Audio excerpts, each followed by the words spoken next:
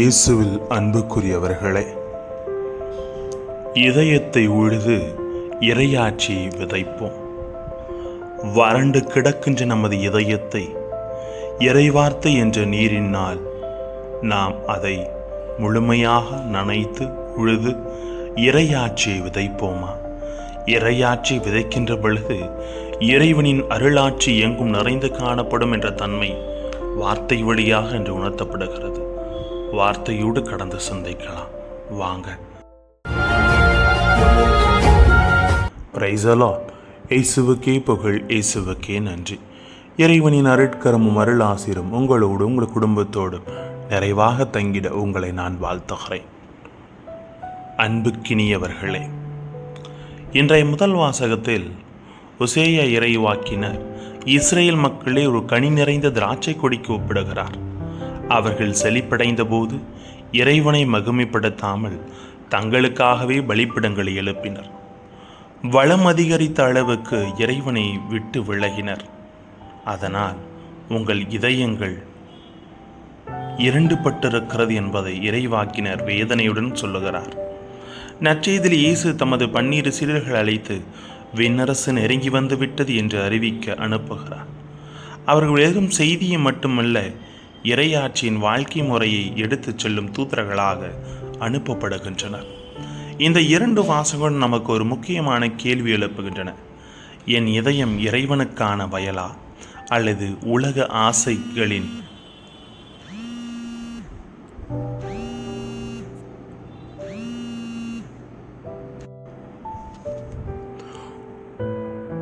உழைக்காத இதயம் எப்பொழுதுமே இறைவனை விட்டு விலகும் என்பார்கள்.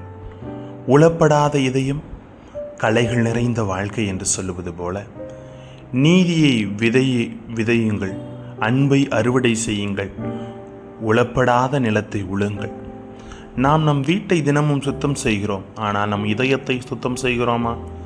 இன்று மனிதனின் இதயத்தில் வளர்ந்திருக்கும் களைகள் பொறாமை, கோபம், பழிவாங்கும் மனப்பான்மை, சுயநலம், சமூகத்திற்கு அடிமையாகுதல், இறைவனுக்கான நேரமின்மை என்று சொல்லுதல்.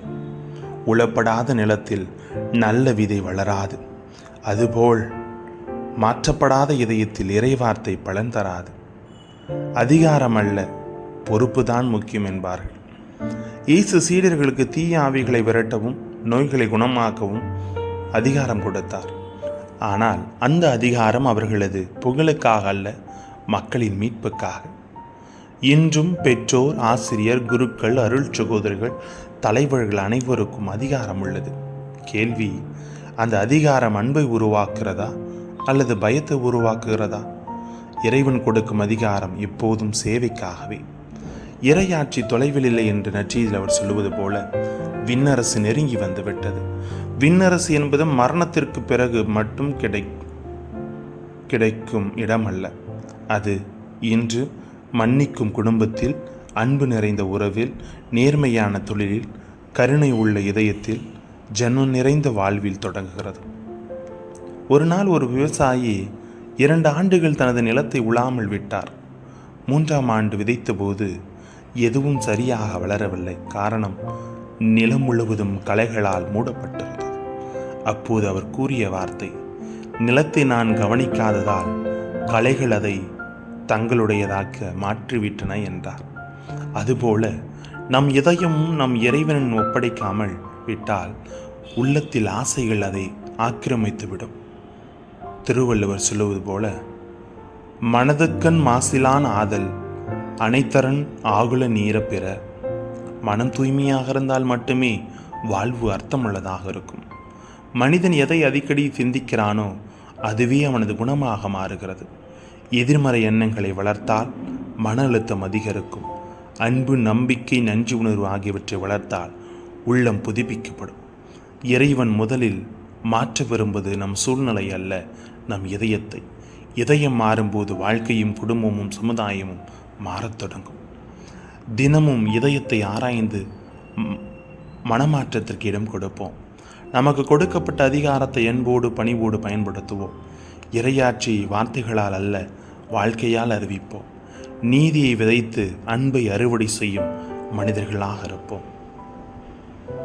அன்பார்ந்தவர்களே, உளப்படாத நிலம் களைகள் வளர்க்கும், உளப்படாத இதயம் பாவத்தை வளர்க்கும். இறைவனால் உளப்பட்ட இதயம் மட்டும் இறையாட்சியை மலரச் செய்யும். ஆகவே இன்று இயேசு நம்மை அழைக்கிறார். உங்கள் இதயத்தை உழுங்கள், நீதியை விதையுங்கள், அன்பை அறுவடை செய்யுங்கள், பின்னர் உலகிற்கு இறையாட்சியை அறிவுங்கள் என்று.